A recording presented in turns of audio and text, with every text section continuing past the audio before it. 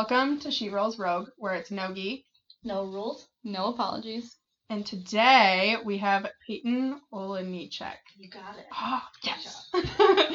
Okay, so real quick about you, because I stalked your Instagram, so thank you for having a good Instagram bio.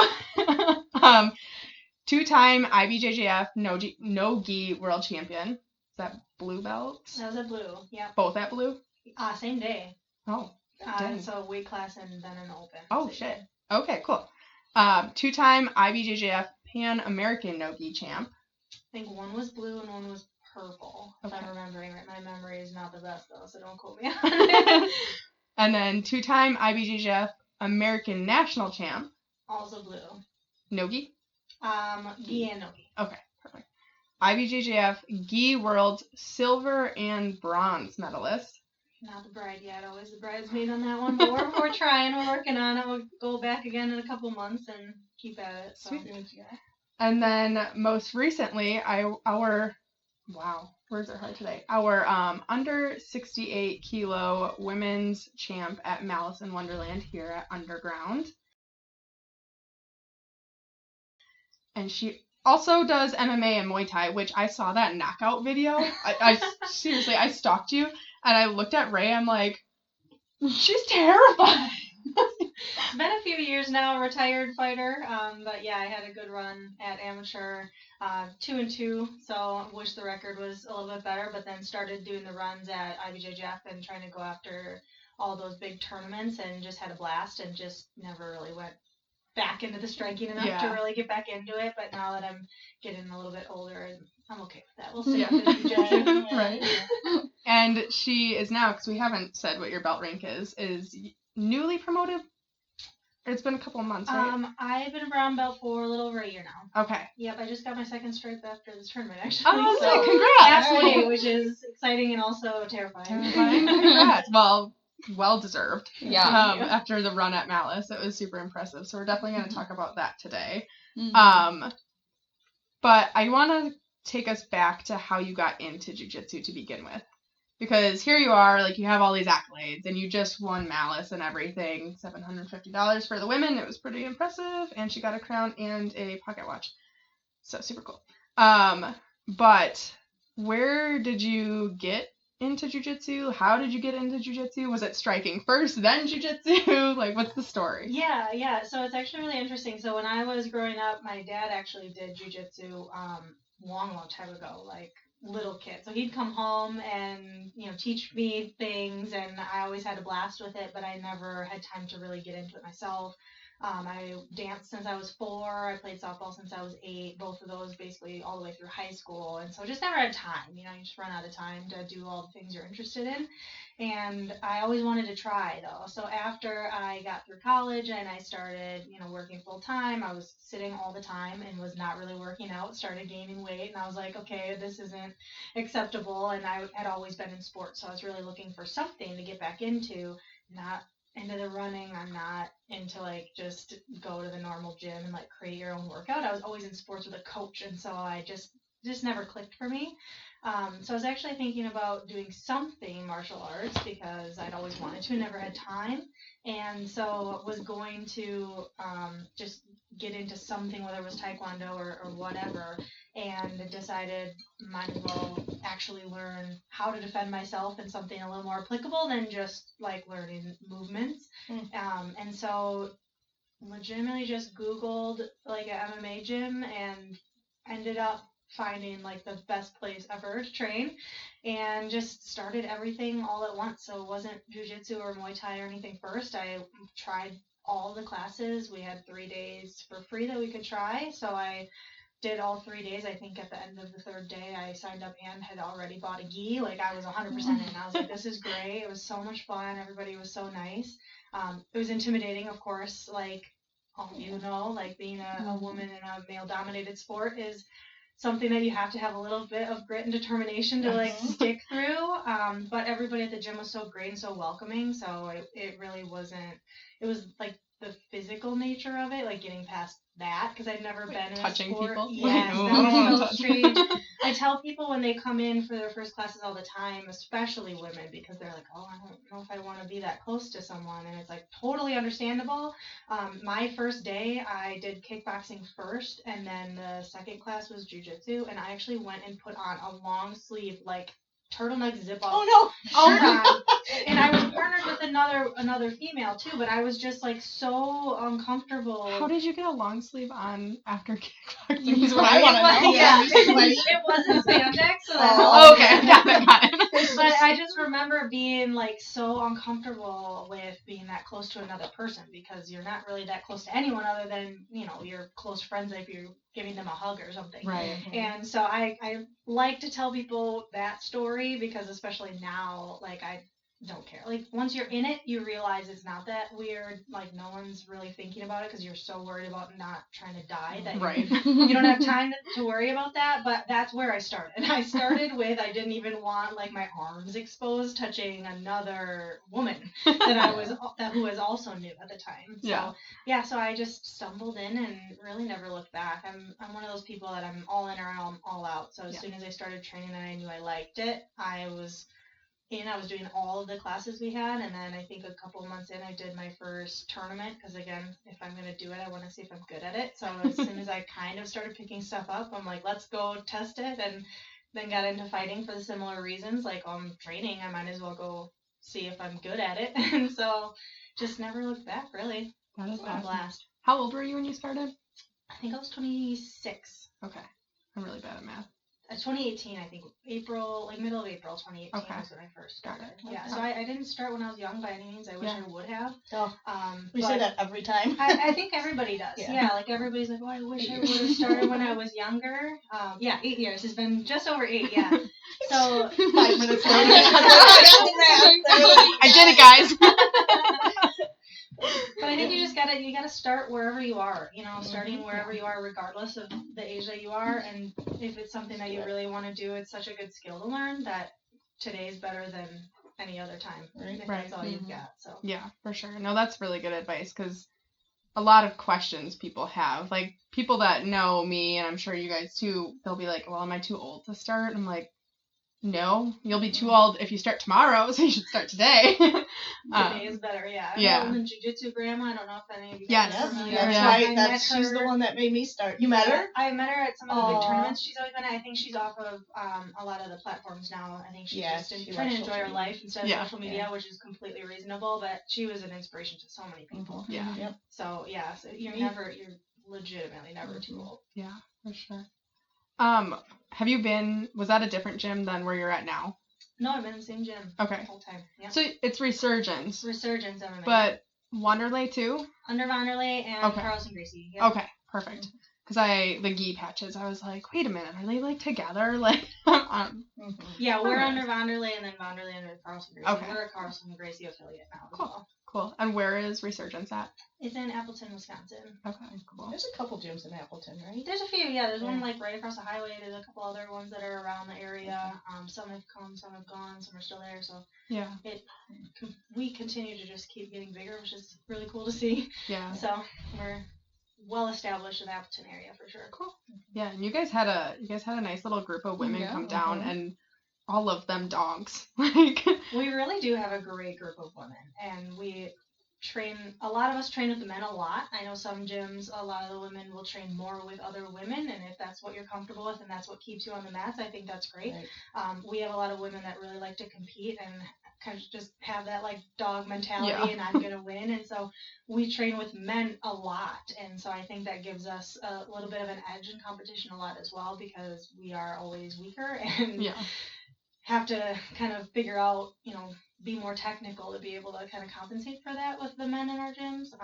And we just have such a great group of guys too that really help us get better. They're not bringing that ego, I don't want to lose to a girl. They give us enough resistance, but they don't just try to overpower us all the time. And I mean, none of us would be here without them too. And so I think that's another thing that makes a great gym, is if you have a lot of male partners that are able to train with the females and really both get something out of it. Yeah, no, that's huge, because I mean, our sport is very small, as a general, but then the women in the sport is even smaller, and then the women that want to compete even smaller. Yes. So when you get a good group like that, it's awesome. But you do have, like, a lot of times, like tonight we had classes going on and I was watching. I'm like, oh, I just really want to get back on the mat, but I have another whatever how many months.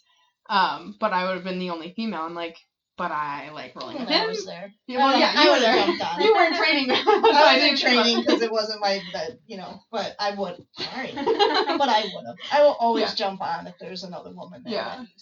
Yeah, But when I first started, I was the only woman on the mats most of the days as well, and it's been really cool to see as the gym has gotten bigger and we've gotten a lot more women on the mats. Like, I'm very rarely the only female there. Yeah. But that was not the case when I first started, and I know that that's a really intimidating place to be for a lot of people, and so it just takes time. You just have to, like anything else, you have to train up the new girls. You gotta make it welcoming for them. You gotta, try to handhold them a little bit through that really tough intro part of jiu-jitsu where you feel like you know nothing. But once you get to the other side of that, it's really cool to now have a great group of very, very skilled women at our gym. Yeah, no, you guys showed up, and we just today got 2 of the guys from your gym signing up for the Dark Carnival. I Fear and know if Loathing. you were interested. Yeah. Can you tell me who they are? I can. Hold on. She's gotta look You it up. can tell me after too. That's fine. I'm That's just okay. curious. You guys keep talking. While you're looking it up, I do want to shout out. Yeah, she's gonna They signed up back to back. Like, Yep, the there's email the came in right away, and I was like, oh, I wonder if Paeton and Carly and Destiny had anything to do with that. Yeah, I know one who said he was interested, but I don't know if he would be one of them that has signed up yet. I do, while she's looking that up, I do want to shout out Carly for match of the night. That was a scrap. She was crazy. That was so fun to watch. It was. Great. I was sitting there, and because I was supposed to be like getting the next competitors, I'm like, oh, I already told the next people. I'm not gonna tell the people after them because I'm too entertained right now. Because I'm like, whoa, they're here, now they're there. Like, what is happening next? And that like, was nuts. I know, obviously she didn't get the result that she wanted, so she was a little bit upset about that afterwards, as anyone would be, right? But I remember talking to her after and just trying to tell her how awesome that match was and how back and forth it was and how great she did. And I was like, I would not be surprised if you got match of the night. And I remember she, of course, in the moment just being like, oh, there's no way. I'm just saying that. Yeah. But I was so happy when she got called for it. She was so shocked. Yeah, but I think it was very, very well deserved. That was a great match between them. Yeah, it was a fun back and forth match. And Jessica is, like, no joke, she competes everywhere and like super bendy, which we saw, and so for her to like match that pace, and I knew when we released that one, I was like, that's gonna be a good one, because I know Carly is more of a like MMA type style. She does some of that striking, and Jessica is that 10th Planet style, which is like a very defined style. So I was like, ooh, that's gonna be a clash, like, and it lived up to the hype in my head, at least. So. Yeah, for sure. Well, obviously others too. Yeah, Carly comes from a wrestling background. I'm pretty sure she won state wrestling. Damn. She's so bendy as well. Like, it's like wrestling a snake when you roll with her. Just the way her spine is able to bend when you're trying to We'd all be in the hospital. Yes, I would 100% be in the hospital. So it's funny because they were both just so flexible and they moved in such ways I could never, so it was very, very fun to watch. Yeah. Some of those are hard to watch for me sometimes with like how bendy they can be, because I'm just like, it's like I feel the pain as if I were in that position. Because you're waiting for it to snap. Yeah. Like, I'm like, that would have snapped by now for me. Yeah. So when I'm watching it, I'm like, oh, someone's gonna get hurt, and then they just slip out like it's no big thing. Yeah. It is Michael. Oh, I had to take my glasses off. It is Michael Bertolia. Oh, he's good. Okay, cool. And Mason Hubner. Oh, Mason. Okay. They'll both great. Yeah. I'm gonna try to get Fudge to still sign up. But so that's awesome. Those will both be very, very good matches. Very, very skilled competitors. So very excited for that. Okay, good. Something to look forward to. Yeah. I already cannot wait. I know. I'm gonna be in Colorado that weekend, and I love Colorado. I want to live there. We're going for a wedding, but I low-key was like, We'll do another one. I know. But we mentioned, obviously, you're here. We mentioned Carly, and then we have to mention Destiny as well. She got the first round win over Tori. I didn't even realize. Yeah. So, short match, so you didn't miss much. But she shocked us because we thought she would do some more stand up, and so when she pulled guard, Tori was just like, okay, so I suck at stand up, and that's like my main goal right now is working on my stand up because I just kind of neglected it for the last like 6 months, well, year. But so I'm like, okay, well, she does MMA, like she's definitely gonna have a probably good stand up game. Like I need to at least just be more aware of that. And so I was like, we've been working on it and just like really focusing on it because I'm like, that's obviously what she's gonna do. So when she sat down, my brain froze for a minute because I just forgot that like that just wasn't even a possibility in my head of something she would do. So I'm like, what are you doing? Like, why did you sit down? I was like, and it genuinely took me a second to be like, oh, okay. And then by that time, she just was able to wrap my leg up pretty good, and I was able to fight it off for a little bit. But I was just like, my brain was like somewhere so far away because it just wasn't even. I'm like, oh, people do this. Apparently, forgot that was a thing. You also do that. I know, but it wasn't a possibility in my head that she would ever do that in the match. So it really just shocked me, and I was just kind of like, what do I do? I forgot everything. And then she went into the cage and freaking put up a fight in the cage too. Obviously, didn't come out on top, but like I think that was probably the longest match. Other than the first round, because it was like 10 minutes. Yeah. It was a long right match. at the end that she got her. Yeah, it was right before. Well, there was a couple minutes left, but it would have gone to overtime, which we've never seen. Mm-hmm. This was only our second event with that rule set, but the rule set's never seen an actual overtime match because we're like, get in and get your shit done. Like, Right. Yeah. So, but yeah, super talented we group were of ladies. so proud of her. So I don't want to get all the details wrong because I always forget how long people have been training because we have people starting all the time. But she's fairly new. She's one of the newer girls that we have, and so she's really adapted to the leg lock game, which is really frustrating. As a person who has like more experience, and then she just like underneath you and like has a leg, and I'm like actively trying to get her off, and she's just like a gnat, like she won't quit. And she just things just click, right? Like you just have different games that sometimes you pick up easier than others, and for her, especially leading up to this, like she just really adapted to all the leg lock stuff so fast. She's so strong. She does not give up. She has no quit in her at all, and that's really brought her a really far way in such a short period of time. I think our coach put a post up about them afterwards, and I don't know how many stripes she has, but I remember him making a joke about like, oh, I guess she can have a stripe on her white belt now, like after going 10 minutes with a purple belt before getting submitted. Like she's a fighter. She does not quit, and she just, obviously being new, it takes so long to stack up those techniques in your toolbox, and so to see where she is now and know just how much she has available to learn still is really exciting. In another year, she's going to be terrifying. Mm-hmm. Like, yes, you see people like that. Like, we have one lady in our women's class who, like, here at Underground, we don't shy away from, like, teaching white belts leg locks because you can't ignore half the body. And so I was teaching her belly down ankle locks on like day 5 because that was just like what I wanted to go over that day. So I was like, well, this is what we're going to do. Like, you're going to have to learn it eventually, so do it now. But she's another one where we're like, give her another year and it's just going to be terrifying where they're at. Like, slow down. I was not like that. Yeah, I know one of our coaches talks about how like her mentality is just something that I could adopt, honestly, because she just doesn't have that thought of like, oh, maybe this won't work.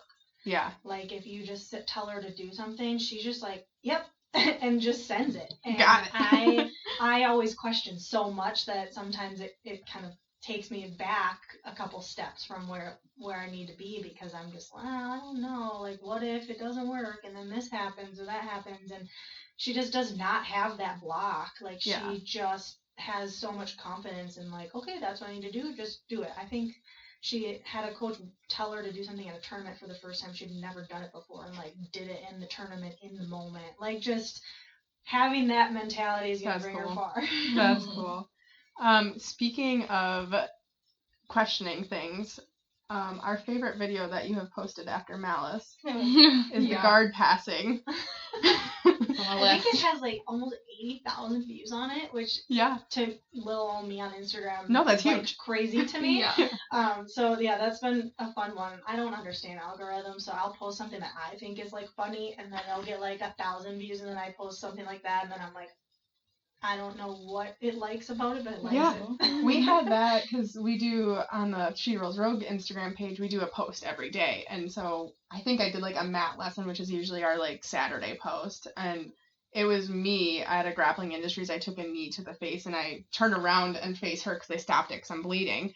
And she's like, oh, and my face is bloody. And it was just something about wearing a mouth guard. And it got like 14.3 thousand views or Wow. something. And I'm like, it's like a 3-second clip. We post actual like some good technical talk, and that's what gets likes. I'm like, we need more blood. Well, even as the gym, the social media that we do for our gym, we have never figured out the pattern of what gets the most views and why it does. Sometimes it's the day we post. Sometimes it's, but Yeah, Malice has gotten a lot of views in general, so I'm pretty That's sure that's awesome. because you guys have also posted and shared and all of that stuff. I'll But never that's gotten figure a it lot of out. attention. reposting people's Reposting things. helps, yeah. Yeah, but it's really annoying because as soon as you repost something, you get a notification every time someone likes it. Like someone that you follow or follows you Yeah. likes it, and I'm like, how do I shut this shit off? I love that you guys are liking stuff that I repost, but I don't need to know about it. Like, but But anyway, yes, that was a very cool But video. yeah, just step around their guard. Like, you make it look so easy. It's funny because I've been practicing it a lot in the gym, and I actually have one specific training partner that comments to me all the time that he hates when I do it to him because he's like, it just feels so dumb. Like, Yeah. like you think you're good at jujitsu, and then you just have someone that can just basically walk around Right. with your guard. But it's funny because I was talking to a bunch of people at the gym that were asking about it as well. And it's one of those, like, just because it's simple doesn't make it easy types of things. And Mhm. so it really did take like 8 years of training to know how to do it because it's And, like, just the cue to do it. yes, There's it's timing just and- it's just time. It really is just timing and setups, but it's just that repetition of, okay, when I step like this, people usually react like this, and then you see it so many times that you just figure out when to step. I mean, it really is simple, but it does take a lot of like just that muscle memory and Yeah. knowing like when to do it with how they react and things like that. So that's why I thought it was hilarious because I'm like, really? Like, it's that simple? Yeah. But it took me this long? Right. Just And then to walk get around. it how many times in your matches? Just in that, and I do it in the gym all the time. Yeah. Yeah, so it was just funny that it was like 3 out of the 4 matches. I just, whoop. Yeah. Yeah. It was funny. I I as soon as love I that. saw it, I was like, that's funny.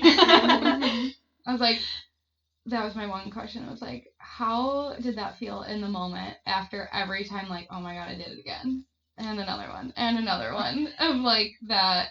I've been working so hard at this. Yeah, no, that's a great question. I don't know if I really thought about it in the moment, because I do it so often in the gym lately, because I've just been doing it so Mhm. much that it was just like, oh, I need to pass. Okay, I'm passed. Like, I don't know. Yeah. I didn't necessarily think about it in that way in Right. the moment, but it was cool afterwards After reflecting looking at and it. being like, oh, okay, like sometimes you work at things in the gym and then you can't really execute them in competition all the time. Like, Mhm. it doesn't always translate, unfortunately, and so that was one that is going to be fun to try to hang on to and improve on for sure. Yeah. For sure. Since we're talking about Malice, let's just go ahead and get all of that out, and then we'll go to other things.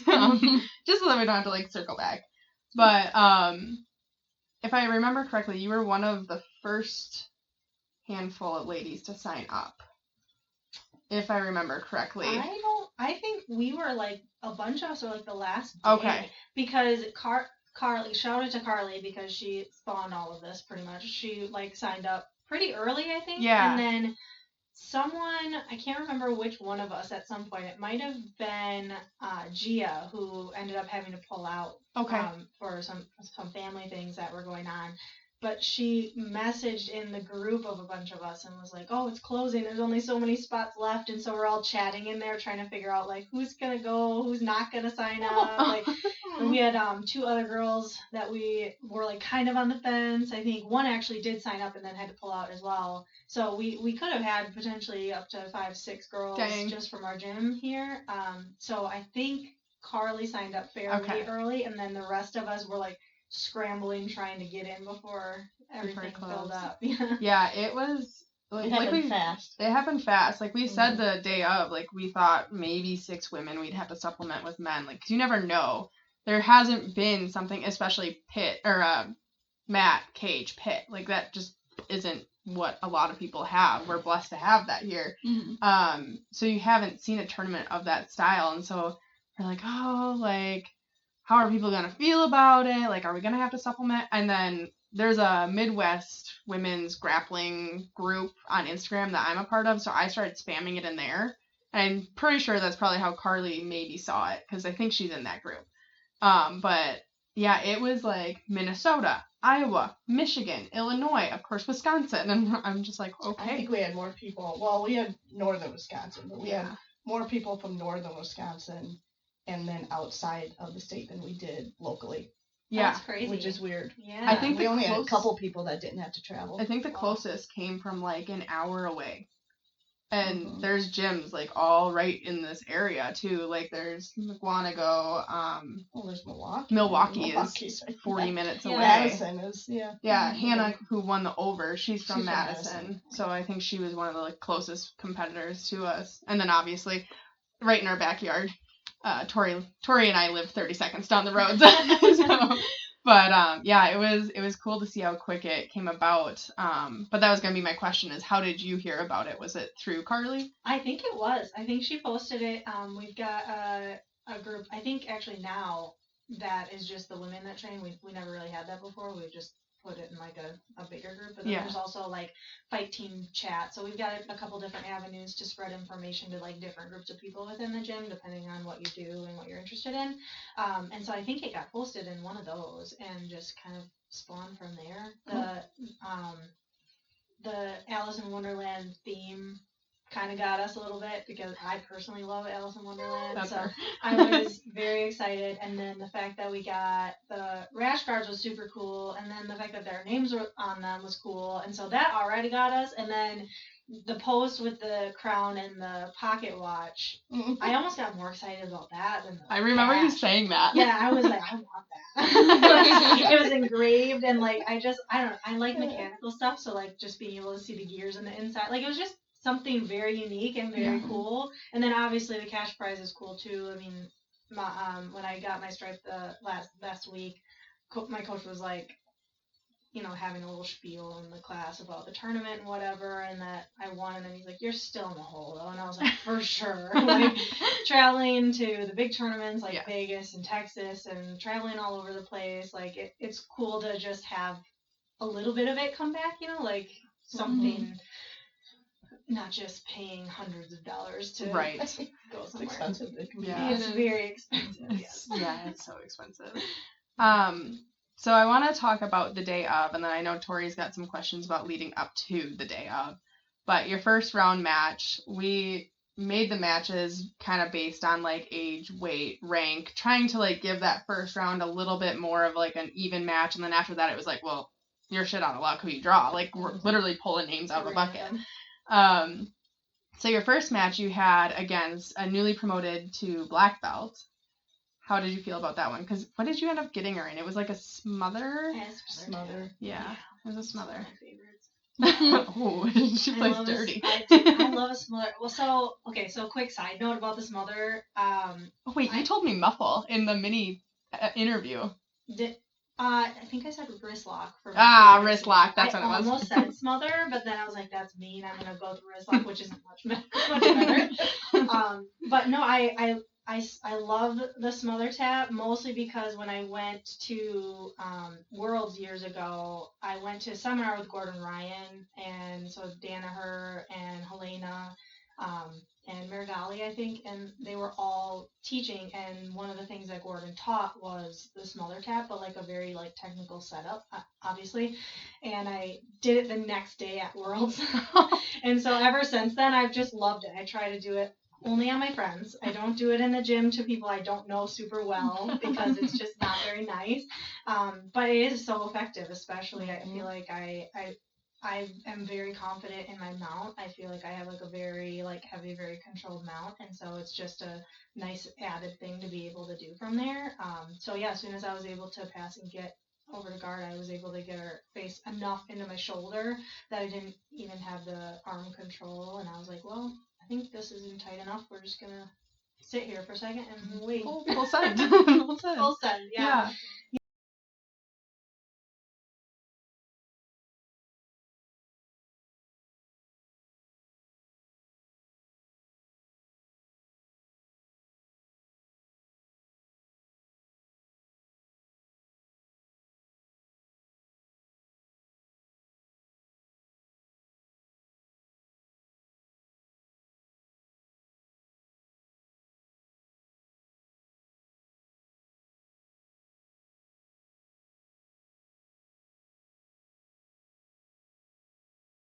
Yeah, so I was excited. I was certainly nervous knowing that she had just gotten her black belt, and she competes at IBJJF as well, which is partially why I went into the footlock stuff because I know that she's a master as well, and so was I, am I, and so we don't get to do heel hooks and things like that, which I'm thankful for to some extent because I'm getting older and my knees are already not very great. I don't need to blow them out, so I was like, well, maybe this will. Like if neither of us do these that often, like maybe it's an like easier path to win, and that was not the case at all. So yeah, it was exciting, but certainly nerve wracking when you know that the person you're competing against just got their black belt. You're like, oh, okay, who is this? Yeah, for sure. And then your next match, I think, was the armbar win. Yes. Yes. Yep. So that one, did you watch her first match? I did. Okay, so you saw all the muffling and everything. So you were expecting that. I was expecting that, yeah. It seemed like she was just kind of going after whatever she could get. Like a little bit of a tougher, nastier role, and so I was prepared for that. I knew, at least from what I remember, that she was really like into wrestling, so I like guard, so I wasn't about to go into that. Why am I going to go into your game? So I just sat down on the ground and waited to see if she could pass. So I was pretty comfortable there. Especially playing guard against wrestler, like I'm not gonna go toe to toe with the wrestler. I'm not gonna play that game. Right. So Smart. And the armbar was beautiful. Thank you. It was beautiful. I love armbars, and so when you went belly down, I was like, oh. And then you went belly down and then stepped around into normal, wasn't it? So she actually jumped over. Yes, that's what it was. Yeah, she hopped over and kind of gave me the angle I needed, which was really nice. I was trying to get her over that way to begin with, and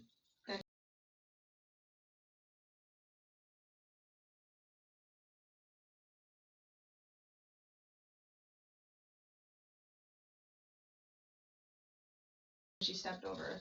But I haven't done a ton of arm bars lately. I tore my hamstring a few years ago and then wasn't able to do, well, I couldn't really train for about 10 months, and I wasn't doing a lot of guard for so long. It took a long time to get that back. So my top game got a lot better in the meantime, but I'm still trying to get my guard game back to like pre-injury. And so I love arm bars and I love guard, but I'm still like trying to just get that confidence in like the movements and the timing and the angles and stuff back to where they used to be. That used to be my A game. So I've got a little bit of work to do to just kind of go back to that, but it was nice to go back to the roots a little bit. Yeah, it was beautiful. And I will say, I was really impressed because I was like, did she watch her first match and like see how it went? Which I'm not against muffling. Like it's in the rule set. You play the rules. I'll do it. Yeah. Like, or if I'm just rolling with someone, like I do it to Natalie all the time. If I'm not getting anywhere, I'm just like, here you go. Yep. Makes a move. Right. It makes a move. Yep. But so seeing the starting to like club, for lack of a better word, at you, and you just sat there and like your face didn't even change. I was sitting right on the cage and I was just like, she's so composed right now. Like, because that's one thing, like I do it too. Like I bulldog with my head. I'll push off people's head because I'm like, yeah, it pisses them off and then they make a mistake. Like, that's on you. Like, keep your composure. So seeing you keep your composure was like super cool. Because I feel like a lot of people will react to that kind of stuff. So that was awesome. But your third match was also in the cage, and it was against a purple belt, and it was a little bit back and forth, right? She was definitely throwing a lot of very flexible, Yeah. crazy things at me. I think she was trying a few like buggy. She did try a buggy choke. I remember that. Yeah, Jessica.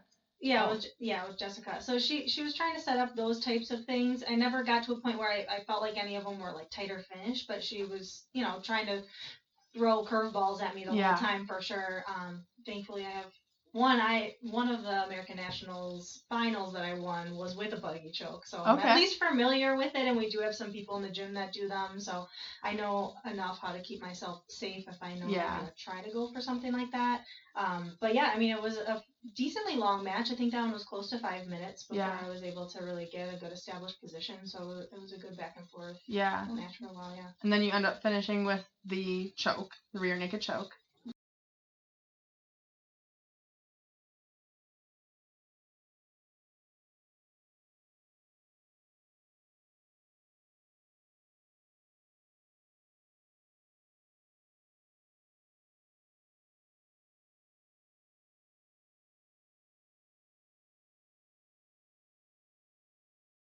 Kind of at first, and then yes.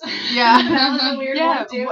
What happened with that? Because it was hard to see exactly what happened. Yeah, so I'm used to IBJJF competition, so I don't usually let go until the ref says, because I've seen and been in situations where you think they tap and then you let completely go, and then you have to kind of start over to some extent. They reset you sometimes. So I've kind of adopted the stance of like, if I think they tap, I'll like ease it up a little bit, but not fully let go of the position per se until the ref actually stops something. And so the ref actually kind of stood in and said that it was over. So I thought she tapped, and you can kind of see her hand come up, I think, in the video. I don't remember if she physically tapped on me or not. I just was looking at the ref, not with her. But then she was saying that she didn't tap, and then the ref wasn't sure if she tapped. So then she's like, okay, like go again. And I had actually fully let go at that point because the ref said to stop. So thankfully I was able to just sink it back in pretty quickly. So it wasn't a whole deal, but it was interesting. No, it was definitely, I didn't really see what happened, so I wanted to ask you what kind of had happened, but and then that secured your spot into the final. So the final is down in the pit. Have you ever worked in a pit? You've done the cage. Not once in my life. Yeah, the cage I was familiar with, and like we've talked, a lot of the girls that came, or all of us that actually came, are familiar with being in the cage. So that was the nice thing, is that we've done wall wrestling and things like that for many years, a lot of us, so that wouldn't have been new.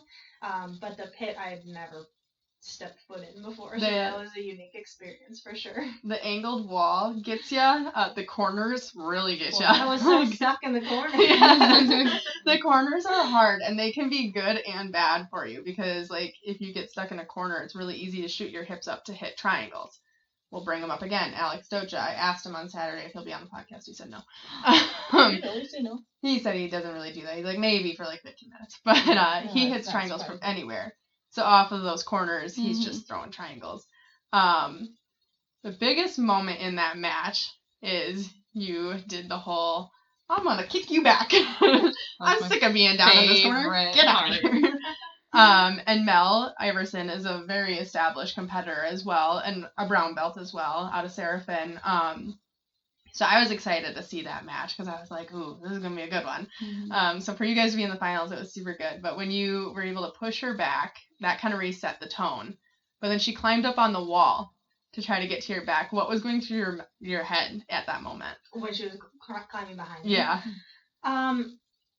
Because of the angle of the wall, it actually took all of the pressure off. Yeah. So it ended up being great for me, because there wasn't a lot of control. And so as soon as she started to climb, all the weight was gone, and so I was able to turn in, and I think that was really kind of the change of pace there. Yeah. So it was, I don't know, I just remember being like, I'm not losing $750 in this corner. In the pocket watch. I will not. And so, there was a lot going on that week. I didn't even feel well that day. There was just so much going on.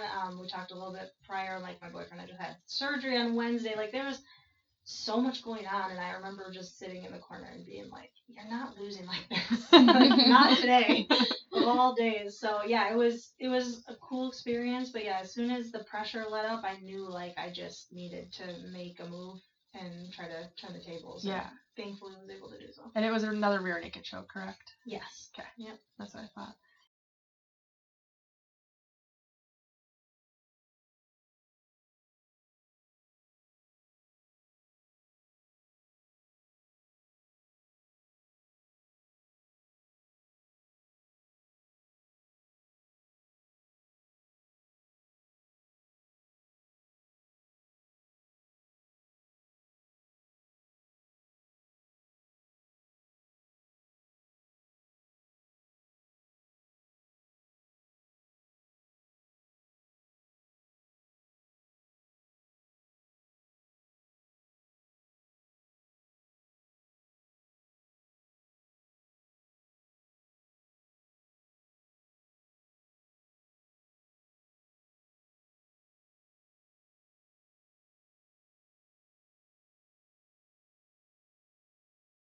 Yeah, it was fun. And then at the end, my favorite, I always like see how people are gonna react when they win, especially when there's like money and stuff on the line.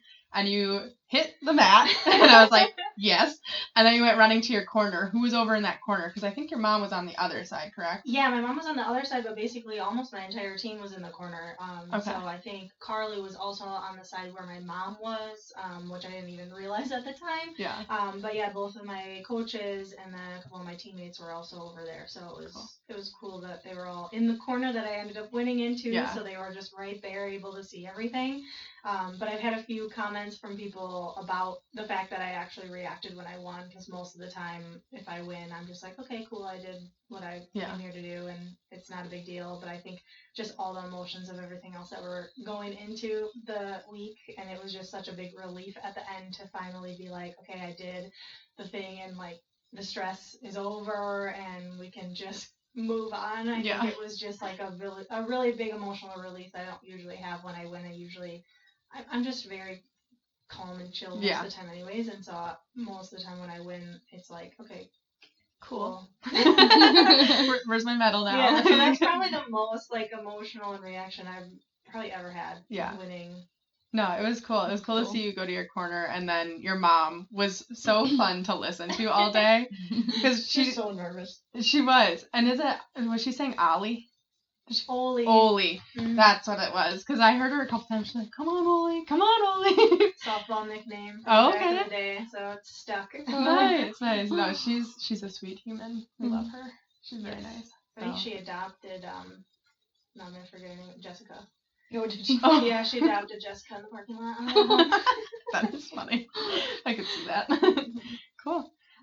Do you want to go through your questions a little bit? I just had mainly obviously you compete a lot, and so what's your kind of go-to like comp prep and your like weight situation that you usually compete at? Did you cut for this at all? Do you sit generally in the same spot, that type of thing? Yeah, so as far as weight goes, I compete in middleweight, so it's like 147 for IBJJF with no gi, and then 152.6 for gi. I pre-COVID did not have to cut weight, and then COVID happened, and everything shut down. I had to cut weight for like every competition since. So I've actually been working really hard over the last year to get back to not having to cut weight, and so I've been lifting consistently. I have a little treadmill at my house now that I try to burn at least 300 extra calories a day, just stay in a deficit and like really get that body composition back to where I want it to be. So typically I would have to cut weight, and I hated it because for IBJJF you weigh in and you go into the bullpen and then you compete right away. And so I would not basically eat or drink anything. I am a master, so you're later in the day. So I would not eat or drink anything, and then until 3:30 in the afternoon, drink a little bit of electrolytes in the bullpen, and then go compete. And like that's obviously not ideal. So, so I'm really trying to get back to the point where I don't have to worry too much about weight going into it, because it adds a ton of stress. I don't need more stress going into competitions, and then be able to at least eat and drink a little bit competition morning. And so I'm still a work in progress, but significantly closer. I think when I competed in Chicago, I was 2 pounds under actually for both of my divisions. So it's getting there. Yeah. What was the other question? Because now I completely forgot. I didn't have to really cut weight for this one, which was nice because my weight class for no-gi is lighter than this. So this one was pretty easy. So that was nice. Gotcha. There's a second part to that question that I totally forgot though. I don't really remember either. I think just what's your normal like comp prep? Yeah. Like what? So I train almost all the time. So I don't really necessarily change what I do for competition, like getting ready for competition time. If it's no-gi, I'll roll no-gi more, even on gi class days. And vice versa. I'll try to roll on the gi a little bit more. When your fingers are not used to gi and then you're going back into the gi, it's a rough transition, which I'm about to do, getting ready for Master Worlds now. So trying to just use gi grips and things a little bit more. So I'll do a little bit gi versus no gi specific types of things, but I don't necessarily do a ton of different stuff coming up to competition time. Yeah. Other than increase the intensity of rolling. But I have a pretty consistent schedule every week that I'm in the gym, like 4 or 5 days that I'm training, and I don't drop off really after a competition and then have to ramp it back up right before a competition because I'm kind of always there. So I'm pretty consistent in that way, which I think is helpful because I know a lot of people, especially with fighting, you don't see them unless they're in fight camp, which if that's your deal, then you do you. But I just like to kind of stay on and stay consistent and not have to have those ebbs and flows as much. So I think that helps.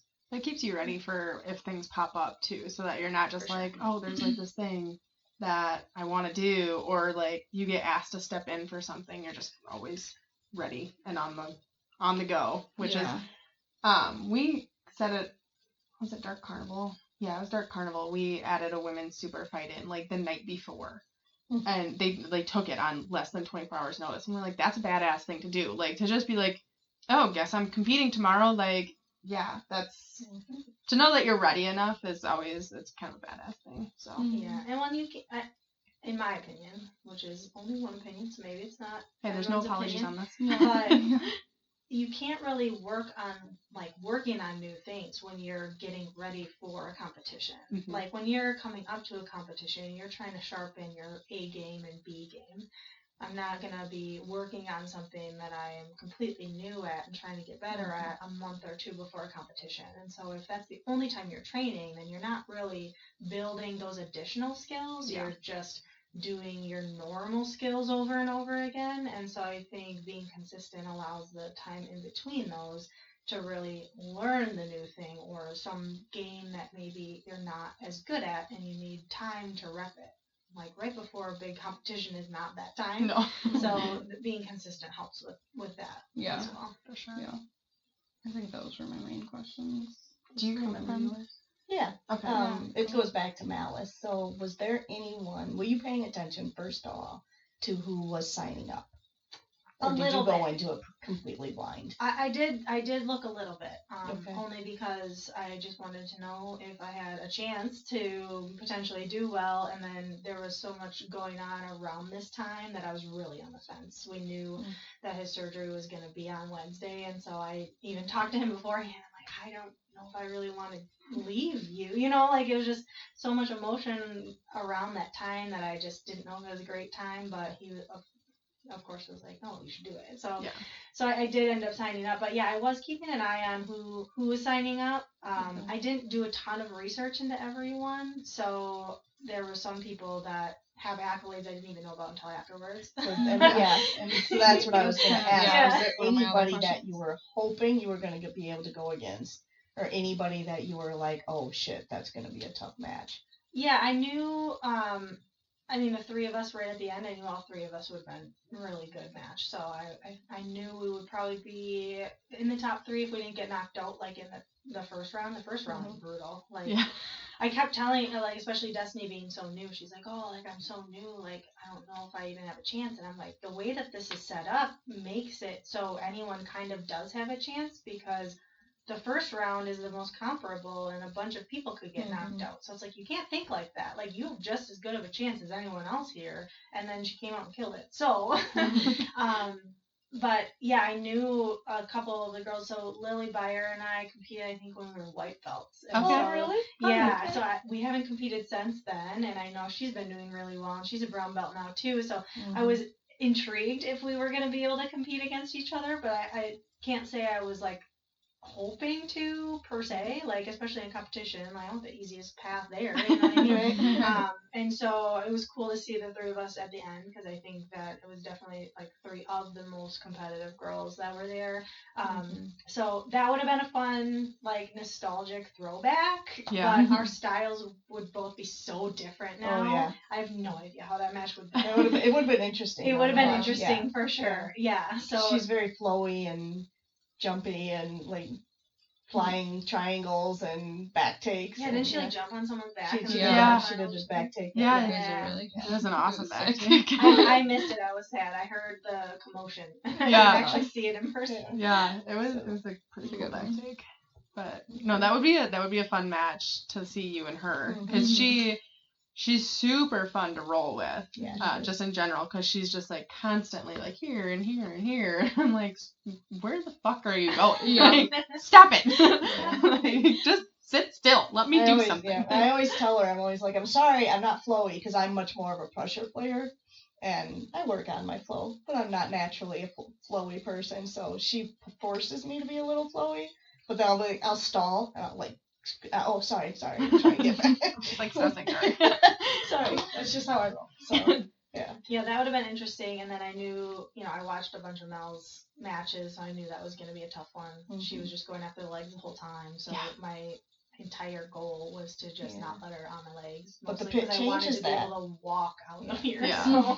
And the pit changes that. It legs did. are significantly harder in the pit. Yeah, well, and that's why I jumped guard, because I just didn't want her on my legs. Right. But then I knew that she was really like standing up really tall when she was doing like the stand up. So I knew there was a potential when I jumped guard that she wouldn't come down with me, because we don't have grips. I don't have a gi to pull her down. So that didn't surprise me, but the fact that she just walked me over to the wall did surprise me. And then you can't really do anything from guard well at that angle. Like, you can't change your angles. And then I was in the corner, so I couldn't really change my angles. And she was doing a really good job staying square and keeping her arms in tight. And so I couldn't do any of the guard stuff I wanted to do, which is what led to trying to just launch her as far away as possible. Because I knew if I just inverted, she'd grab my leg. I knew if I just pushed her off, she'd grab my leg. And so I tried to legitimately launch her as far as possible and like suck my legs back in solely for that purpose. That's awesome. I forgot that you jumped guard, but you saying that, I'm like, yeah, you did. And then she just like calmly walked you over. Yeah, and I was like, oh, I expected this, so I'm just gonna put you here now. Yeah, okay. Yeah, it was very entertaining. It was a very entertaining day. Lots of good matches, but it was cool to see your run through the bracket, and we had anywhere from white belt to black belt that day. So it was really like drawing out of that bucket, like who's gonna end up going, and it was filled at 32. We had a last minute dropout due to personal reasons, but so it put that weird odd number in there. So then we had to deal with the buys, but I think it all worked out. But it was you had a solid run. It was cool. It was cool to watch. It was fun. It was very cool. Yeah. I do, because obviously you're gonna be competing. Is Masters Worlds next, or is there anything coming before that? Where are we going next? Chicago first. An open, IBJJF. Yeah, the open. It's the weekend of my birthday, so my birthday's Friday, and then I'm competing Saturday, Sunday. I haven't been able to eat like birthday cake in years, because it's always the weekend of my birthday or the weekend after. So yeah, Chicago will be next, and then Worlds not too long after that. Cool. And then no more MMA or Muay Thai? I want to get back into training striking. It's very difficult, especially being now at the back half of brown and really wanting. I haven't been able to win a gi title yet, other than American Nationals, but I haven't been able to win gi pans or gi worlds. I've medaled, but I've just not been able to get that win, and so that's definitely on my list to try to do at least before black. I don't know how long I have before then, so I'm just trying to focus on that right now. It's hard. Competing in jiu-jitsu is fun, and it's really difficult to do gi and no gi and have that as a split focus, especially going to Master Worlds. A lot of the girls there only do gi, and so you're really at a deficit when you're already splitting between gi and no gi. So don't feel like I can add in that additional extra focus that's not going to really feed right into what my goals are right now. But I do enjoy training it, and so I do want to get back to it, even if it's just for fun with my friends doing a workout. But I think my fighting days are far past, because striking was just never my strong suit as an MMA fighter as it was. I got, decent enough, but it just didn't click like jiu-jitsu did. And so to get back the striking, I would need to really compete at the level that I want to, because if I do it, I want to be good. Be And good. at the level you were. Right. Better, hopefully. Yes. So it would just take me so long to really get that back that I wouldn't be able to focus on competing in jiu-jitsu. So I think I've finally, after a few years, made peace with the fact that that part of my life has probably come to an end, but we've got a lot of good people coming up behind me now. So it's cool to be able to watch them from a distance, Carly and Destiny being two of them. So yeah. No, they'll definitely be cool to watch, because their jiu-jitsu is cool to watch. You said some of your goals, but what are your overall goals right now, future? Where do you want to go with everything? Yeah, that's a great question. I know winning something in the gi is definitely on the list, because I just haven't been able to.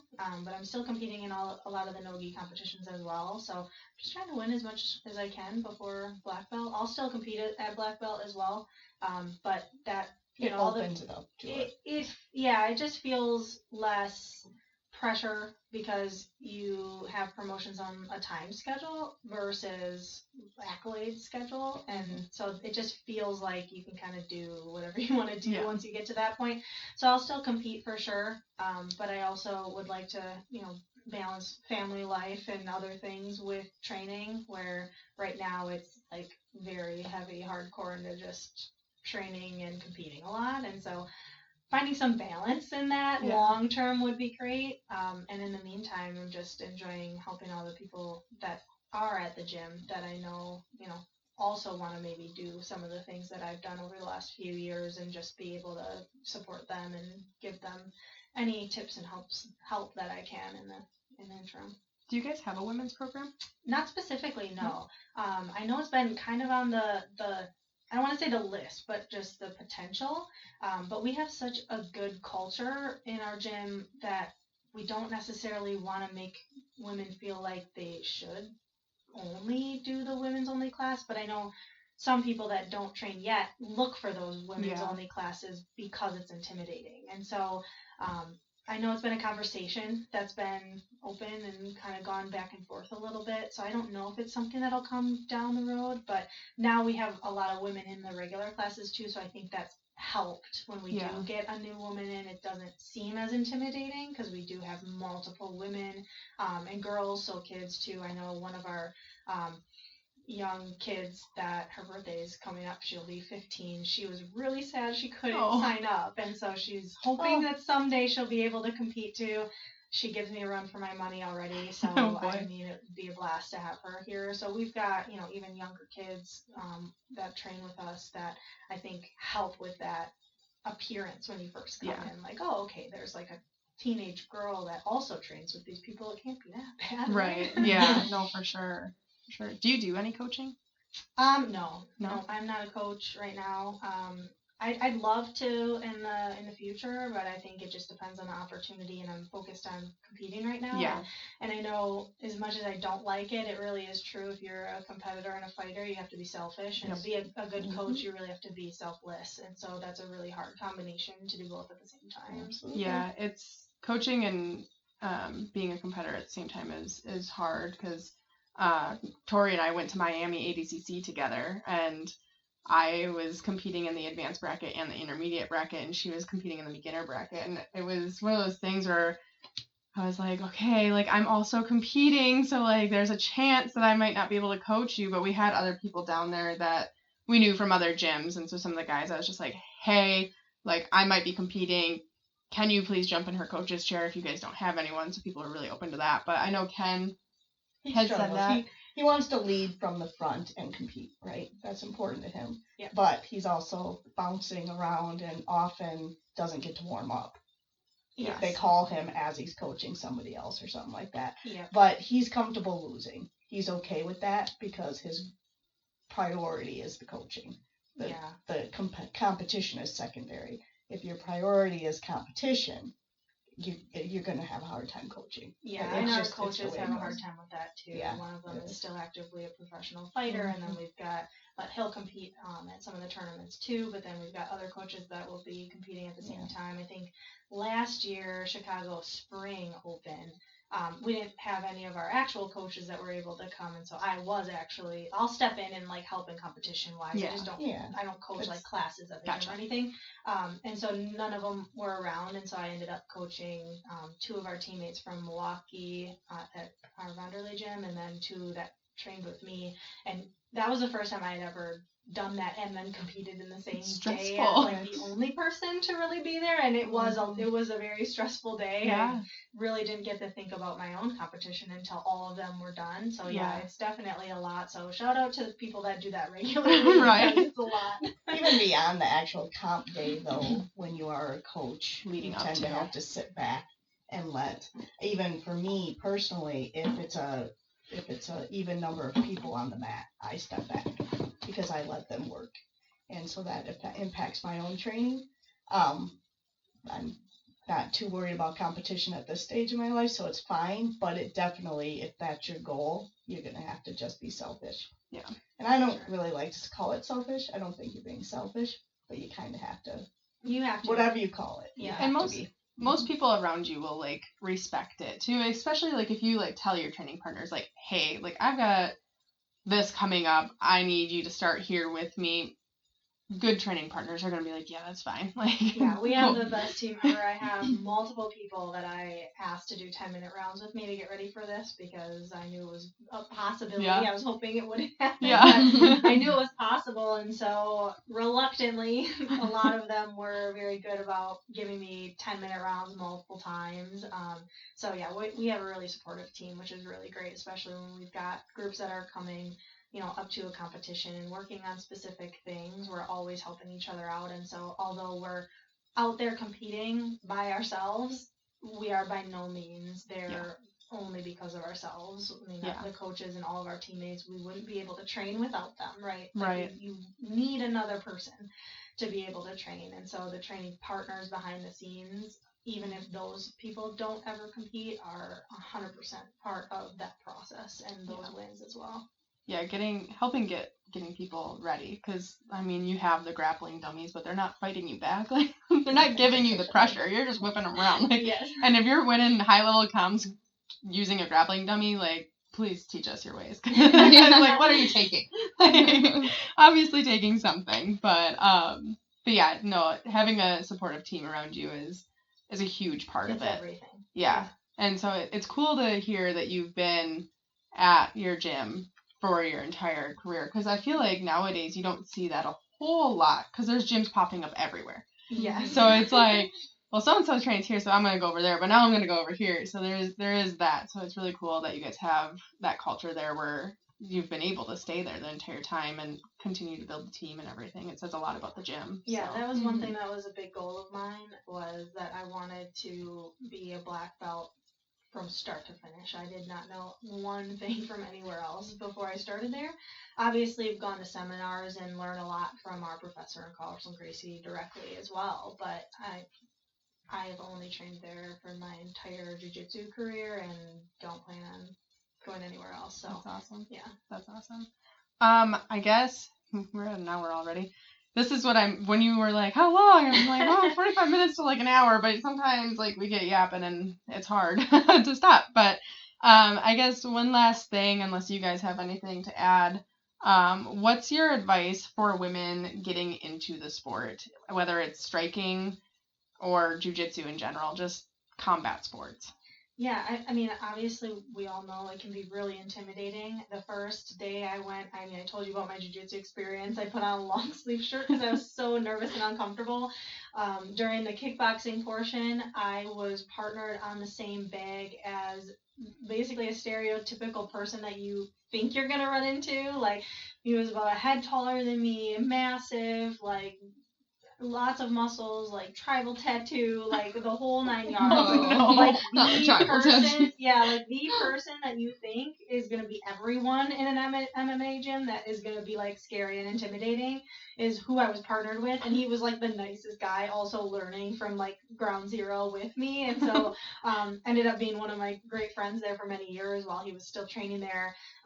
So I think if it's something you want to do, just go. You need to have that a little bit of confidence in that first day to just walk in.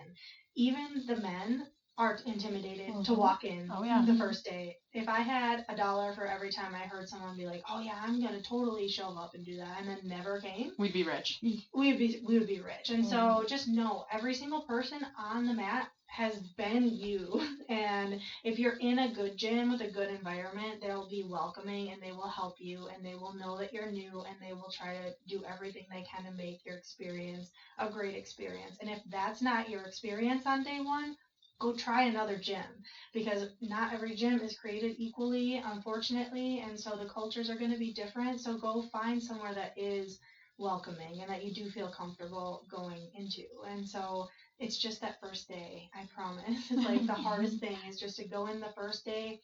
What you think it's going to be is not what it actually ends up being. I don't know if that's all of your experience, but I thought I knew what it was going to feel like to be a part of something like this. And it's not what I thought it was going to be. It's so much more about the mental aspect and not so much about, I think a lot of people are, oh, you have to be, like you want to hurt people or, something like that. And it's not like that at all. Like, it's just you're learning techniques and then you're being put under pressure and having to think about solutions to problems under pressure. And that translates to everything in life. And so it can only be a benefit if it's something that you're interested at all, but just you got to take that first step. And the only one that can do that part for you is you. So if you can get in the door, it's fun. There are a lot more women, especially now, that are training, and so there's people to help kind of guide you once you get in the door. But if it's something that you're at least a little bit interested in trying, you just gotta send it for one day. Yeah, yeah, that's good advice. Do you guys have anything else? No, I don't think so. Do you have anything that you specifically want to say? No, I don't think so. I mean, I think we've covered a lot of the process for the Malice, and hopefully I'll be able to continue chasing a couple more titles here, and we'll see what's in the cards. No, we're very excited to see where you go from here, because it was fun to watch, and we hope that maybe you'll be back for the next one. We'll see.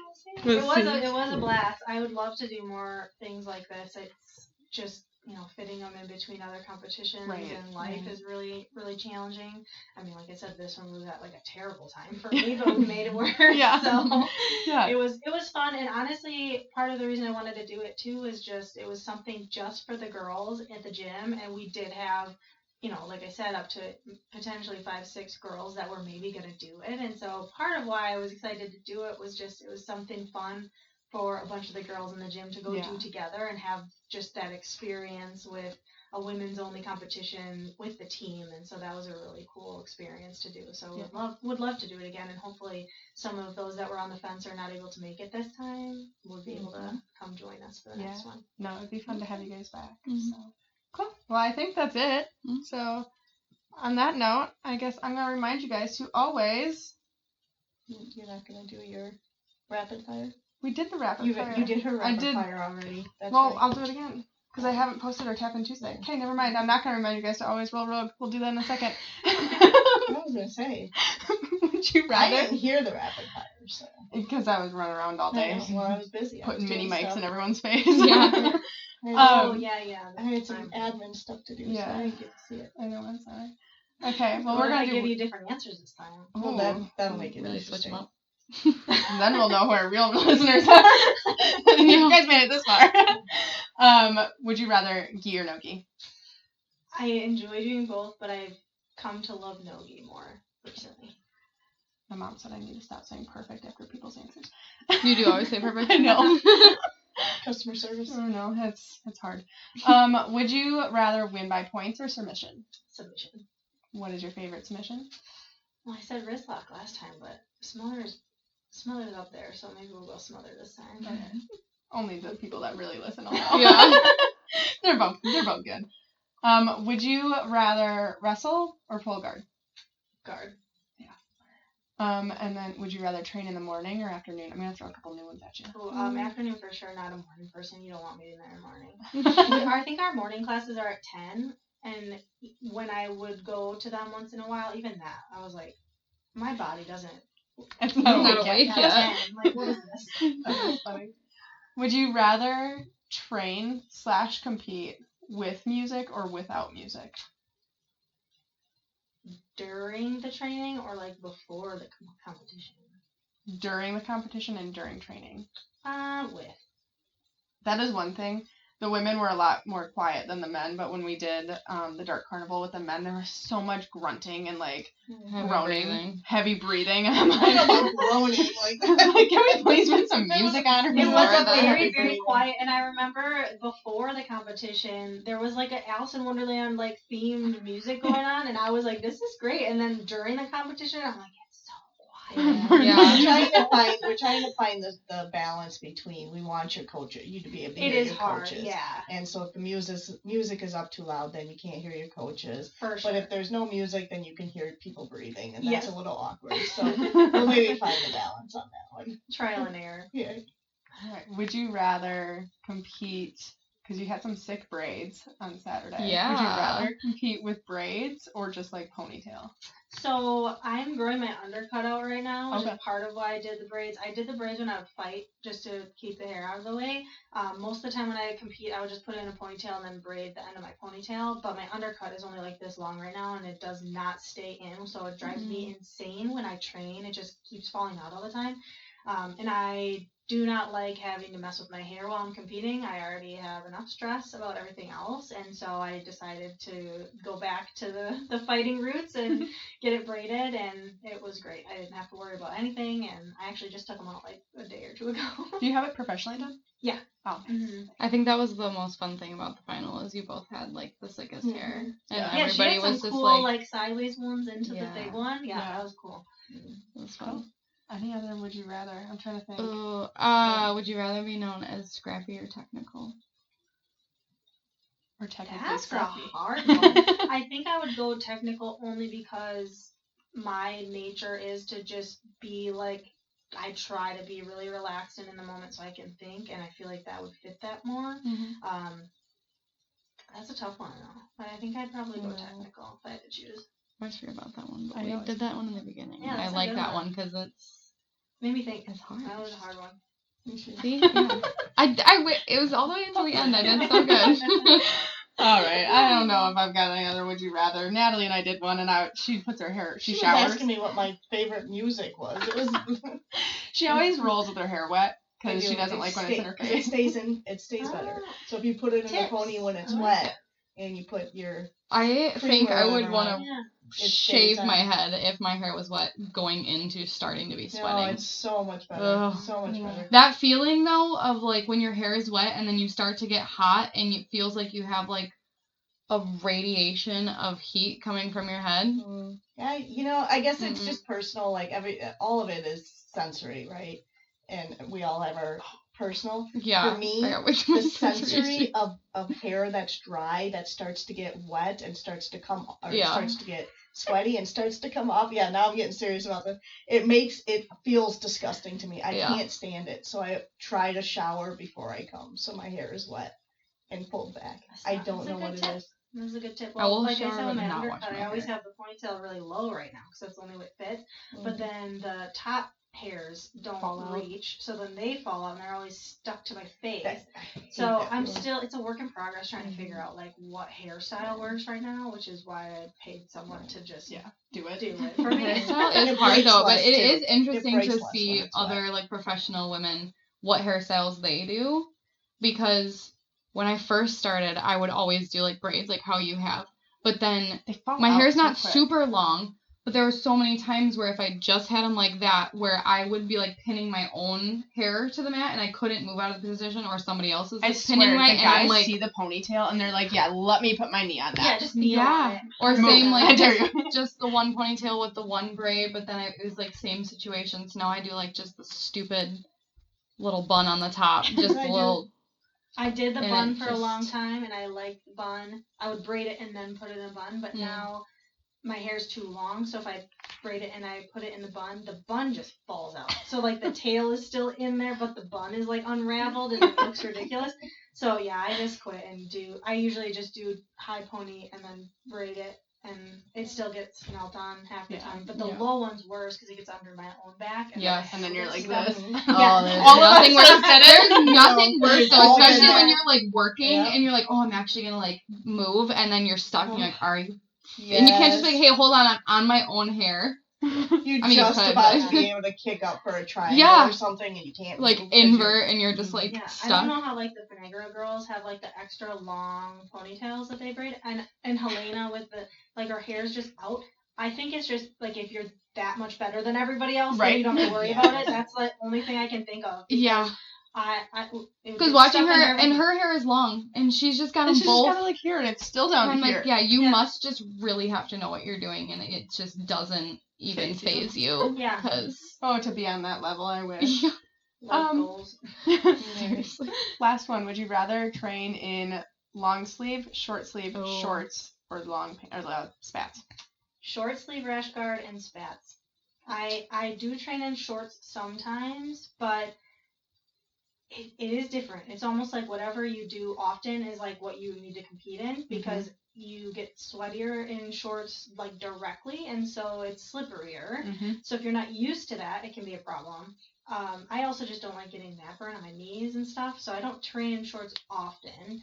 And then I'll wear long sleeve rash guards sometimes, but I just think short sleeves comfier. You have tattoos. You gotta show them. That too. Yeah, so that's my go-to: short sleeve and spats for sure. Cool. Awesome. All right. Well, I think that's all. Okay. That's all I can think of. All right. Well, I'm gonna remind you guys to always Roll rogue. perfect.